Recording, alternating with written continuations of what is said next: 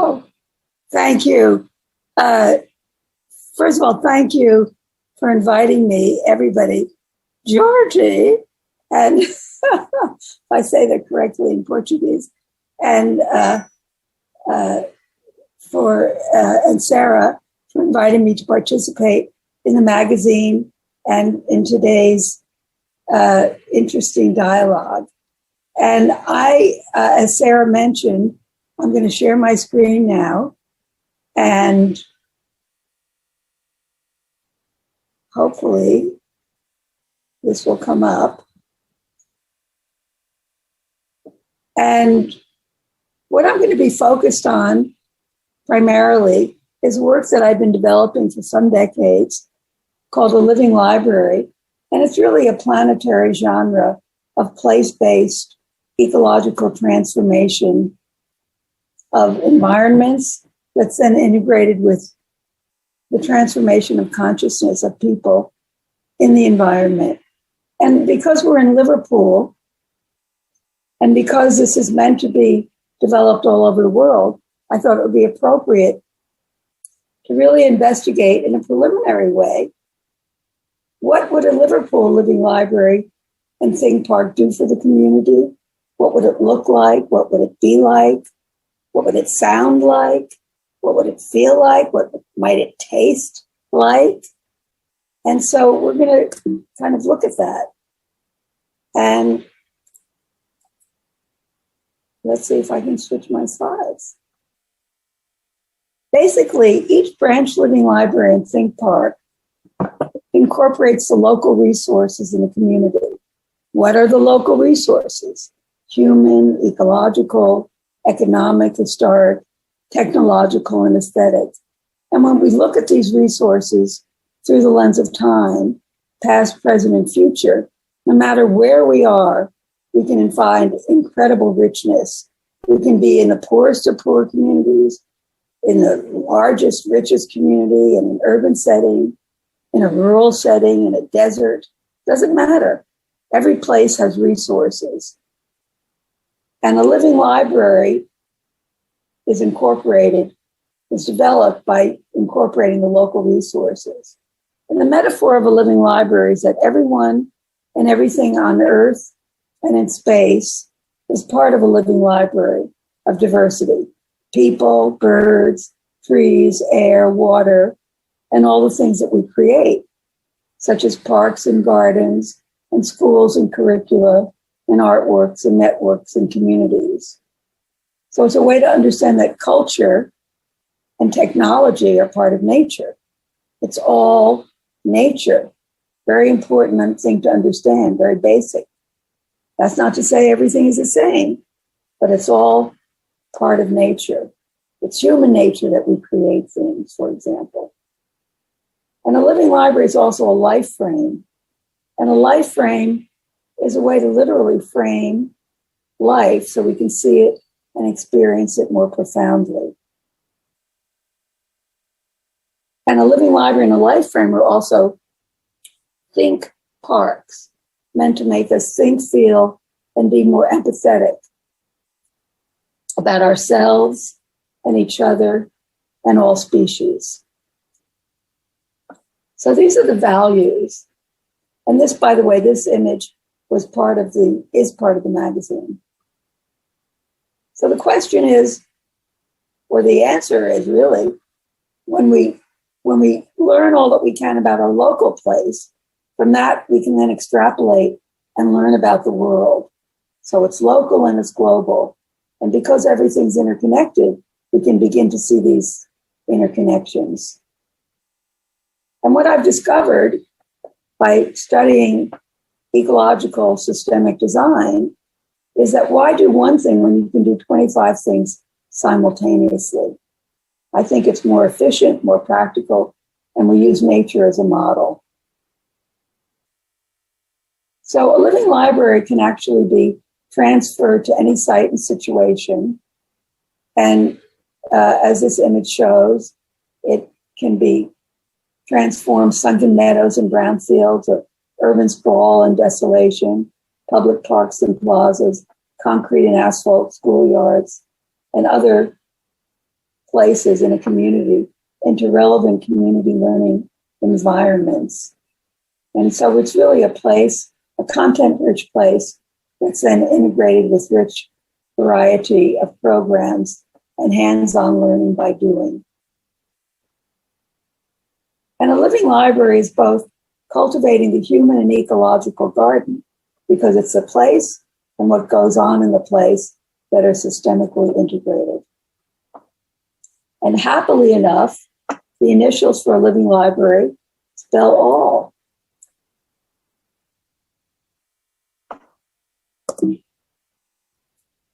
And it's a way to interconnect biological, cultural, and technological systems. And a living library, as mentioned, results in transformed environments and the transformed consciousness, hopefully, of people in these environments. So we're creating whole experiences. And the processes for creating a living library are very rich and multi-benefit. Research, planning, design, implementation, use, maintenance, management, and communications. And all sectors of the community can potentially participate in these processes, from individuals and families to students and schools to various agencies in the city and state and federal government, as well as international governments. So it's really a vehicle for bringing all of us together. And what are the benefits that can be provided by having such a development in a community? Well, one of the things that's near and dear to my heart, and I hope everybody else's, because of where we are on the planet, is the need for and the opportunity for blue-green ecological transformation of environments that address climate change, sea level rise, flooding, drought, habitat restoration for diverse species of wildlife, green skills, job training, community learning, beautification, and many other opportunities that are systemically integrated with hands-on learning by doing for all ages. So this is the first page of the magazine in your Enzyme 2 journal. And in the actual form, there are seeds in a seed packet that can be planted, which are both a actual and metaphorical, literal opportunity to help grow a Liverpool living library and think park. 1215, King John and the Magna Carta signed the proclamation for Liverpool, then known earlier as Liverpool. This is from, I think, the 15th century map, 16th century map, to bring Liverpool, which had many names, into the UK. And this is a more contemporary view showing the land formations in the water, which obviously is very prominent. Here's another 16th century map of Liverpool. So it had many names. And this is an early view of Liverpool. Beautiful image here. Some really bad things happen. Looks like some gentlemen, quote unquote, went to Africa and they bought slaves. They bought Black people to become slaves and brought them back to be workers to help them increase their wealth in Liverpool. This is not a good thing, as we know. This is an early drawing that shows the city as it was developing. This is another early engraving. And of course, you can see the water as being very prominent. Here's an early map. I found lots of wonderful resources to look at. Whoops. And here's Liverpool in relation to Western Europe and the US and Canada.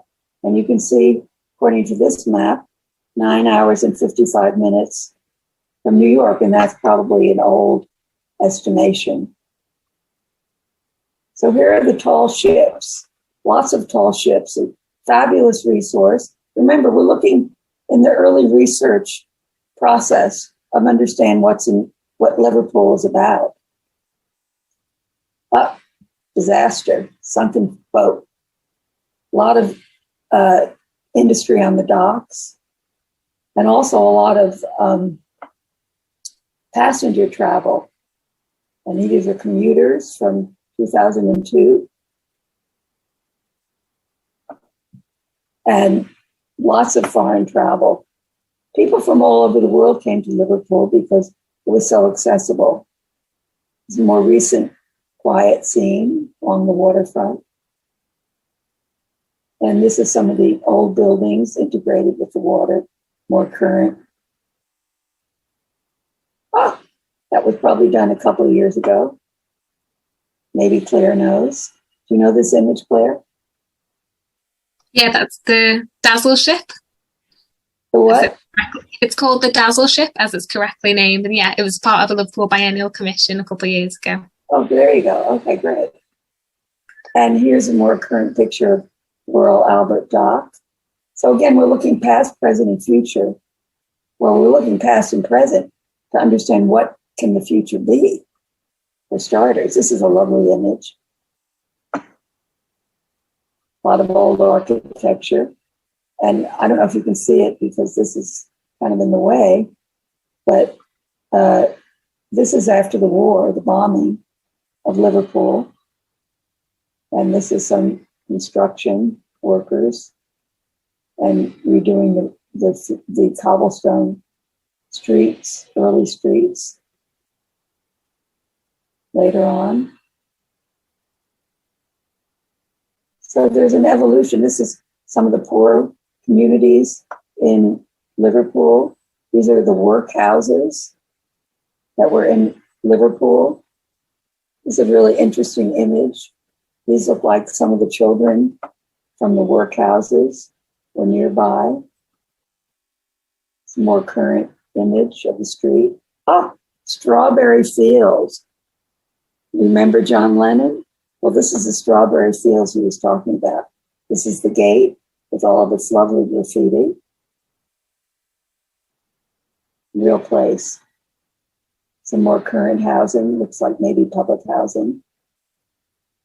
I'm not sure what this building is. Do you know what this is, Claire? Oh, I don't have the answer to that one. I don't like the top quiz on me. It's not a test. I don't know because I'm not a Liverpoolian, but I am a swimmer. The old hospital in Walton, perhaps? Not sure. The old hospital, okay. This looks like a politician. I can tell by his lapel and his hand raised and the smile on his face and the applause. This is a more current scene of Liverpool at night. Beautiful city. Public baths. Lots to look at. Lots of old architecture and newer cars. And there obviously was a Chinese population. I think Liverpool was part of the silk trade in terms of imports and exports. And a lot of diversity now in the community. This is an earlier street called the Steps of Liverpool. Some young children preparing for the Liverpool Biennial. This is a more current image. I'm not sure where this is, somewhere downtown. And these, I think, are these the typical buses now? No? Is this from the 70s, 60s? So I think they're trams, which we don't have anymore, which is sad. But that one in the centre looks like a tram, I think. Okay. There's a train station. Oh, and gin, I understand, is a very popular drink. This is an upscale restaurant somewhere in Liverpool. And here's a Pride parade. This is Pride weekend, I think. And here we are. Newton Gardens. I don't know, is that named after Newton Harrison, perhaps? And here's a lovely street in Liverpool. And this looks like a more contemporary development of housing. Oh, football and soccer. It's a big deal in the area. Ah, you may recall these guys, very famous worldwide. And here they are as statues. Early art in Liverpool, and music, and more music, and lots of theater in Liverpool. These are a street of different theaters. And here's a museum of Liverpool, and some traditional sculpture in one of the parks. And this is an interesting place, a nature center. And here we have sculpture on the beach, in the water, beyond which are lots of wind farms, creating green energy. Unfortunately, those kind of wind turbines eat the birds. But there's another kind of wind turbine that's been developed in Spain that is shaped, that looks like an asparagus, that does not have blades that kill birds. This is also one of the works in the biennial, I think from this year perhaps, Gardens for Children and Adults. 2018, yeah. And here's our own Sarah collecting dandelions for making dandelion ice cream. And there's George, and giving out ice cream that everybody enjoyed. Here's another artwork in the biennial. And here's some young people creating imagery for the artwork. I believe this is from this year. Is that correct, Claire? No, I believe that's 2016, that one. Oh, sorry about that. Anyway, it says, hello, future. And that's my next slide, which is, what can we create for the future? How can we make needed change and bring ecological and relevant transformation to Liverpool and expand people's consciousness? So this is the word that Sarah mentioned, functional art. It's a word that I invented because it really describes the planetary genre of work that I've been developing now for many decades. And it really is a way of bringing the so-called functionalism of the Western culture, married to Eastern, Northern, and Southern spiritualism alignment and feng shui of these different cultures, plus indigenous cultures worldwide, which is what we need to be doing. We need to be looking at all of our resources in a global way, and understanding the values of different cultural forms, strategies, and methodologies, and how they can be useful for making needed ecological and cultural change on the planet. So we need a planetary genre. And my solution is called functional art. And it's my belief, these, by the way, are images from the magazine. It's my belief that art is the most powerful transformational methodology available to us as human critters to make positive change, particularly when we use nature as a model, because nature is the best teacher and the best designer of all that there is. And from these rich resources and research that we've discovered in a community, we can make an exciting place-based, content-rich community master plan that will transform the environment and engage people of all ages in learning by doing an actual transformation. So this is a real place in San Francisco. I'm going to show some more of that a little bit later. Before, during, and after. And because this is so transdisciplinary or interdisciplinary, all subjects come to life through hands-on learning by doing. And when we incorporate our local watersheds, we can interconnect the various resources,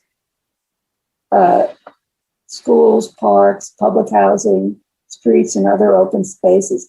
Again, I'm going to go back to this map. This is a very important map of the watershed I'm working with in San Francisco, for example.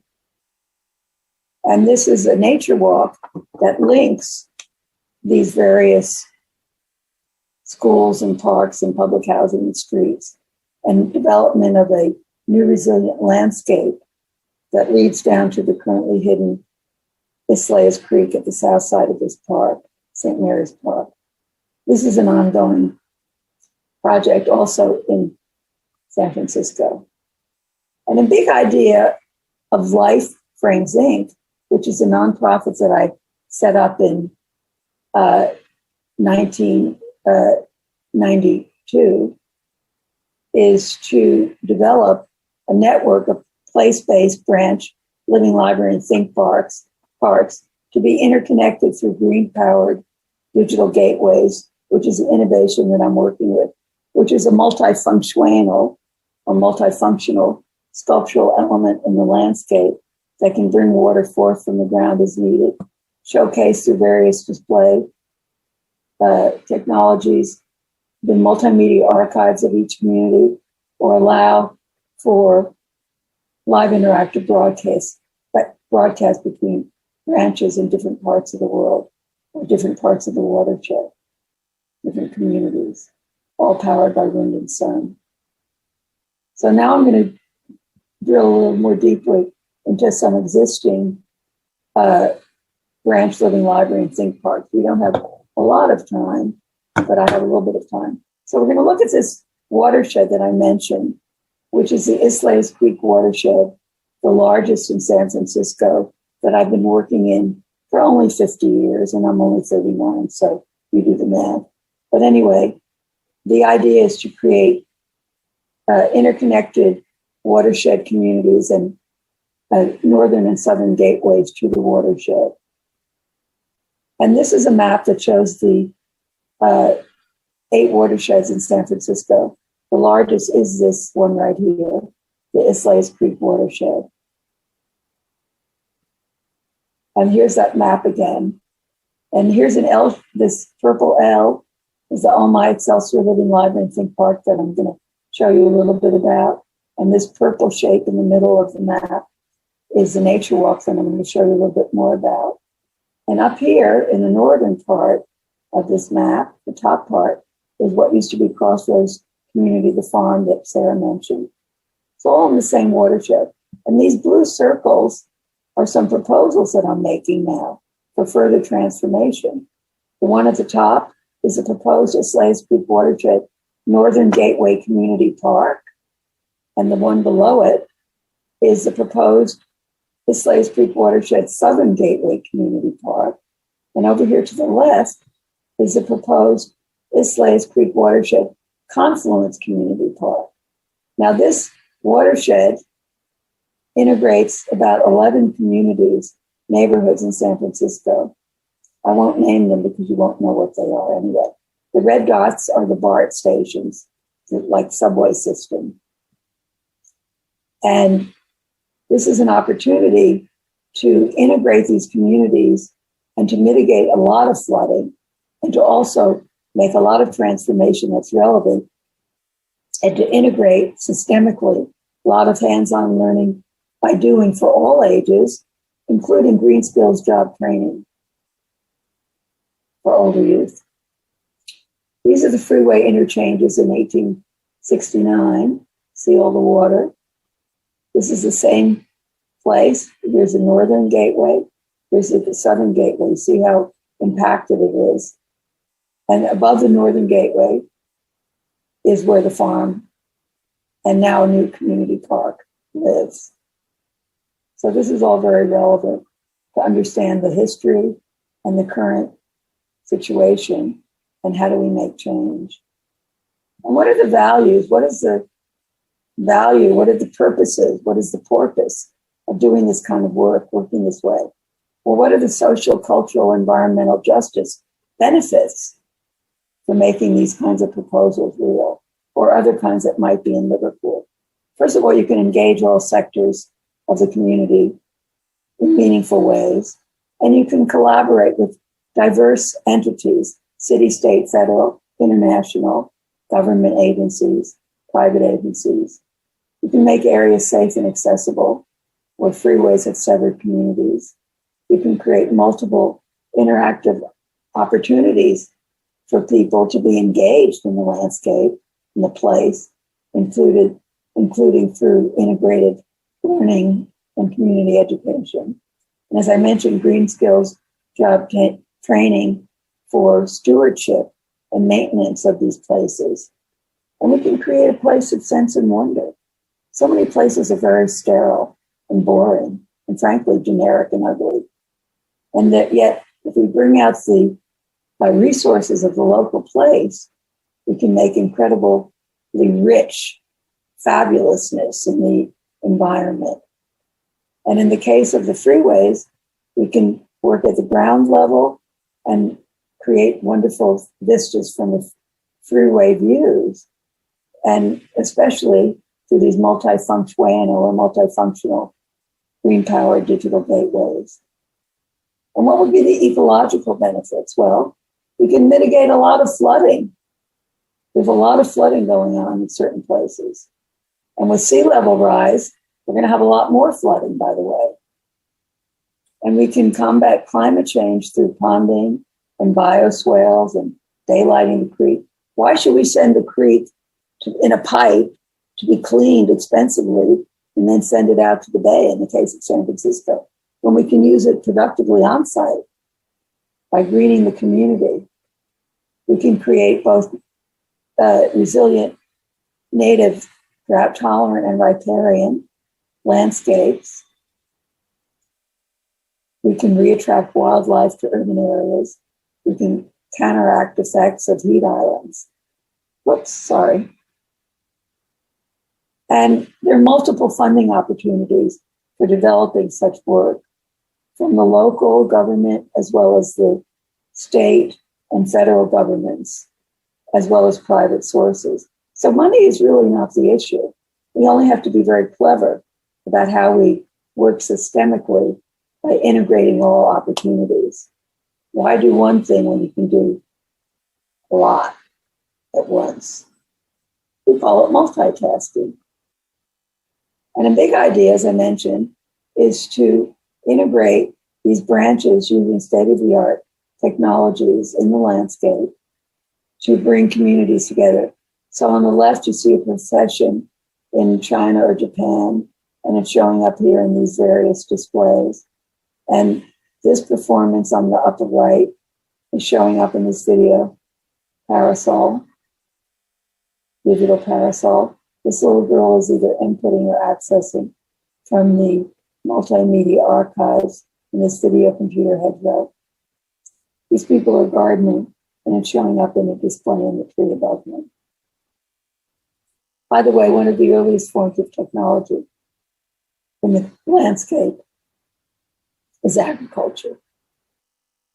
So this is another green-powered digital gateway collage sketch that I made.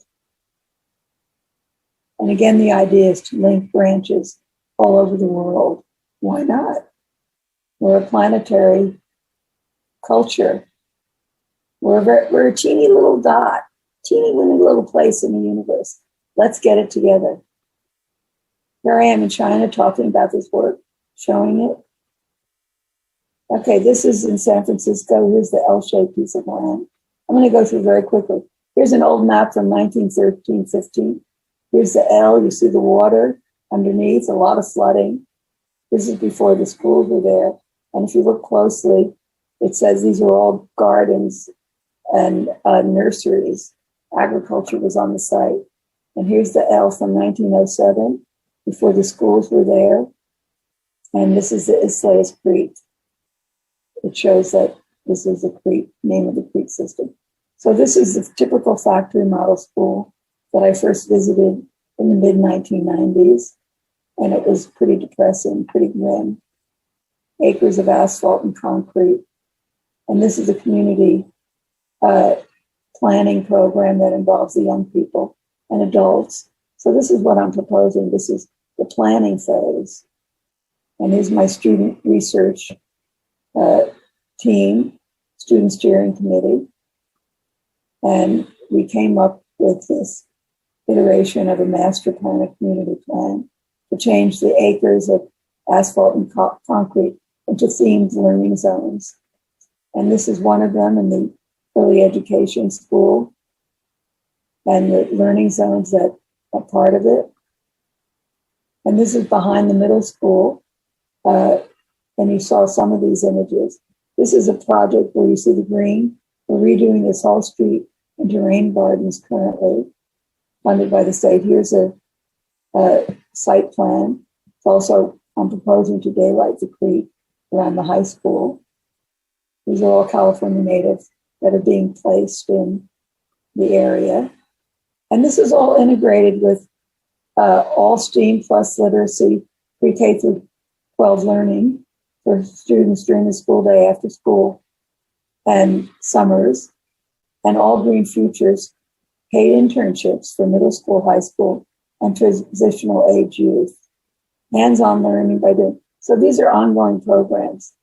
This is the streets that we're working on where I mentioned the rain gardens before, during. These are high school students from one of the high schools right there. And after, it's all California native, very beautiful. Here they are on the street doing more tree planting. They're planting California natives. And it becomes a very beautiful, colorful, vibrant place. This is the rear yard of the middle school. You saw this in an earlier image. Before, really looks like a prison yard. This is not a good place for learning. Digging up the asphalt and concrete.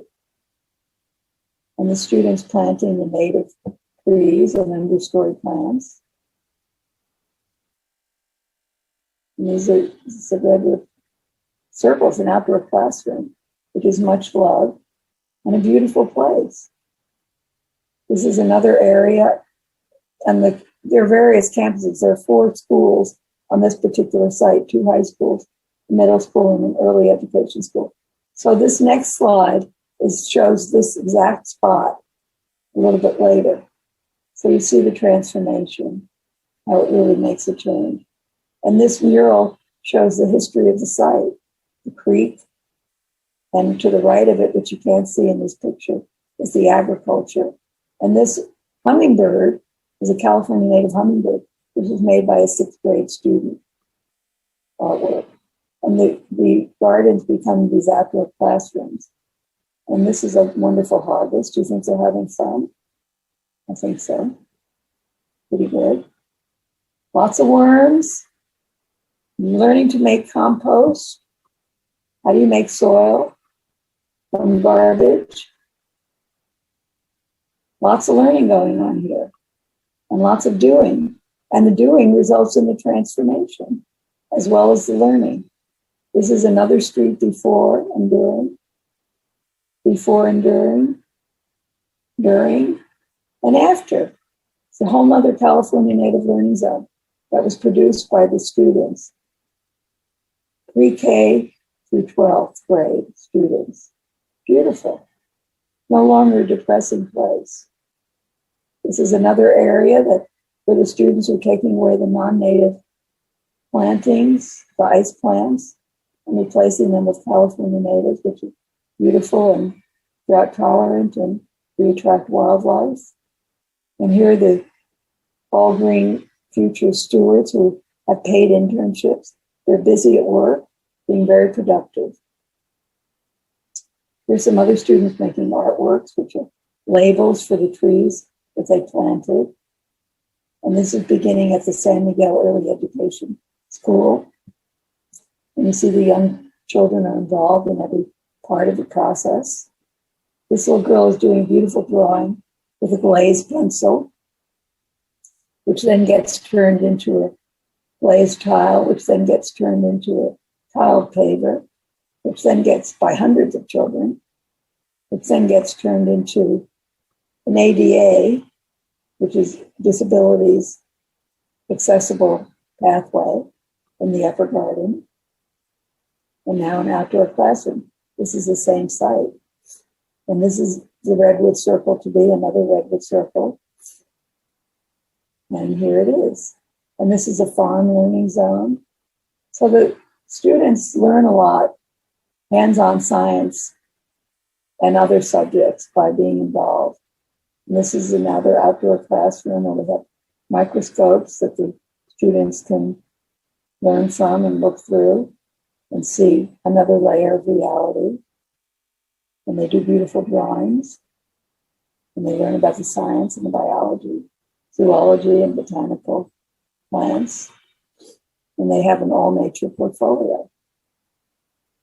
Now, downstream in the watershed is this other opportunity to transform an area where there's still a lot of flooding and to create the Islayas Creek Watershed Confluence Community Park, which is at the confluence of two parts of the creek, two systems of the creek, one that comes down from what's called Glen Park, and the other that joins with it at the end of Cayuga, the end of the Cayuga Valley, where there's a lot of open space and a lot of flooding of homes. Here's another view of the open space. Well, this can become a confluence community park. And further downstream is the South Bernal Heights prototype nature walk that I mentioned that was developed through a planning process that involved the students and the community over much time. And that was documented for the Green Power Digital Gateways. So the adults and the children come together and come up with a plan. And what we came up with in 2002 was this idea to create the Bernal Heights Living Library and Think Park Nature Walk that links the public housing here, the public housing here, this park, the public school here, the public school here, and all these various streets through this interconnected nature walk leading to the currently hidden Islayas Creek at the south side of this park. So it's calling attention to the assets, the resources in the community and integrating them in a way that's relevant with interpretive signage as well as plantings, colorful plantings, mostly native, although at the schools we also put in orchards. I should say the children put in the orchards. And here they are digging at their school, one of the schools, and planting and growing. And over time, and here's on the street in front of one of the schools, which was formerly 100% concrete, now becomes a place with, these are Quercus agrifolia coast live oak trees that were planted in 2010 by these young contractors led by a living library teacher. And here's a group of them and other adults, and there I am. And we were very happy because a lot got planted. It was beautiful. And here are the children from another school across the street from this park, and they're planting in the community park, right here at this entrance. And here they are at the public housing. This young boy used to go to that school, and here he is as an older youth, and he still loves planting, and he learned it through a living library. And this is another entrance to Holly Park, one of the parks in this nature walk prototype. And here's another class of children planting and transforming it with beautiful species. And here's some of the signage. This is another park, another area before and during and after. Another part of the park during and after. These are all telephone numbers. Very beautiful. Now this hillside is next to the recreation center in St. Mary's Park. Now I have this picture of when we just started planting. And here's some of the first planters. And this was taken a few years ago. But what I don't have is a picture from a couple of weeks ago, which is fantastic, phenomenal, of the way this has grown up. It's gorgeous. I'll have to go back and take some more pictures and add it to this. But it's really been transformed. And this is another redwood circle. I like redwoods. They're very riparian. For those of you who may not know who live in Liverpool, riparian has to do with water and plants that like water, or species of wildlife that like water. So that's an important thing to know when you're working with water. Drought tolerant is for droughts, species that don't need so much water. Anyway, these people, these volunteers, dug these holes and then planted all these redwoods. And then here it becomes a redwood circle. These are students that came from Caracas, I believe, to volunteer with me in the redwood circle. This is some years ago. And this is what it looked like.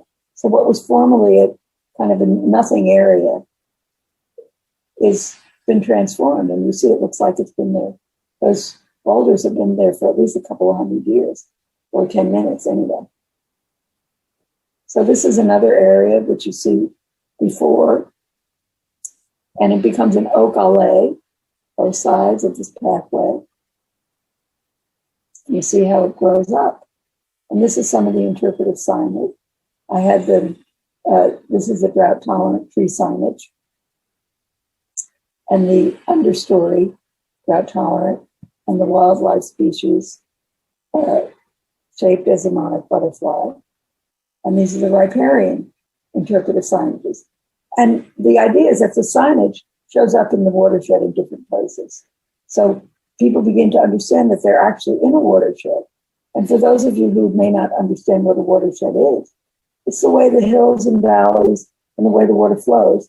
In this case, the water's flowing to the bay, San Francisco Bay. So it's about the drainage. Now, I think I'm just going to go very quickly because I think I'm running out of time. This is the proposed Southern Gateway watershed park. You see all this open space land, a lot of flooding. But again, this is an opportunity to create a place of beauty that's useful on multiple levels. And the Northern Gateway Community Park, which is where the farm was, and I'll show you. Now it's a disgrace. Look at this, filled with homeless tents, and it's all marked up. So this is the farm that was mentioned. And I worked with that project beginning in 1974, 78. I placed these benches I got in Mexico in the center of the freeway interchange that currently has those tents in it, homeless tents.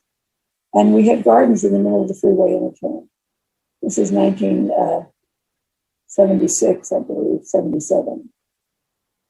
And this is a brass quintet that I invited to come and give a concert and have a party in the middle of the freeway interchange. That same place that's currently derelict. And this is the farm before. This is a drawing that I made showing it was literally in the crossroads of 4 low-income communities where the freeway had severed them. And the idea was to bring the communities together with each other and with plants and animals, and to bring artists from different persuasions together with each other and plants and animals. And here's a before and after. This is the first drawing that I made, which is the first proposal of the farm. This is side elevation. It actually shows the park as it is today with the rolling hillsides. I thought, it doesn't have to be flat. Let's use all this concrete and create an armature for rolling hills.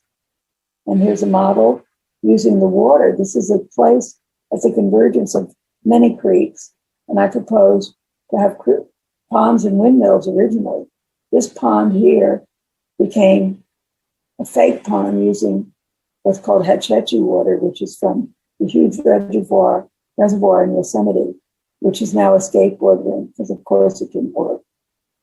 But this was the original proposal. And this is a view. This is some different views of the children and the raw egg animal theater, the initial spell treat at the farm. And that's just a little bit of history. And that's it for my presentation. Now questions, if anybody has them. Perfect. I was just about to make a sign that we need to come to an end.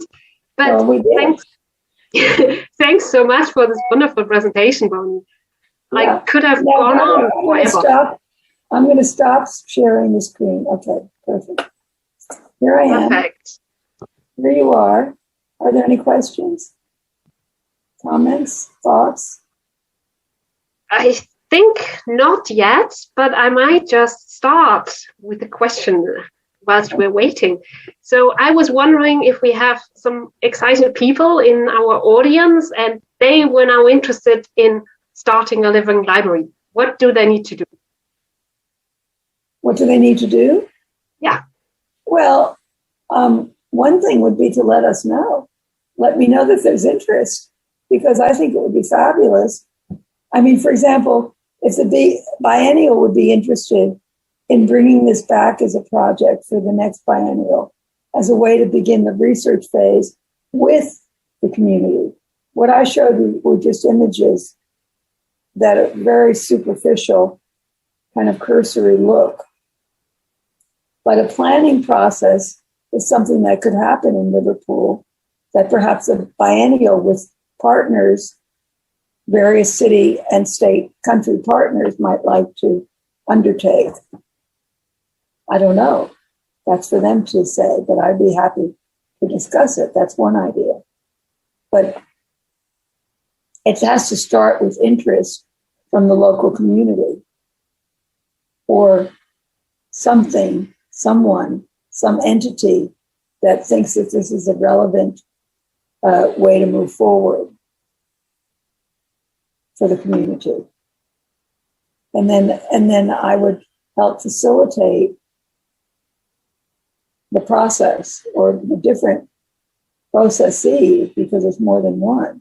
But we start with understanding where we are and who we are, what was here before and what could be here in the future. That's the first step. You don't want it to be, you want it to be relevant. The 3 R's: relevance, relevance, relevance. And to me, that's being place-based. And that means a research phase and engaging people in the research. And frankly, the research and planning is a learning program for the community, because my experience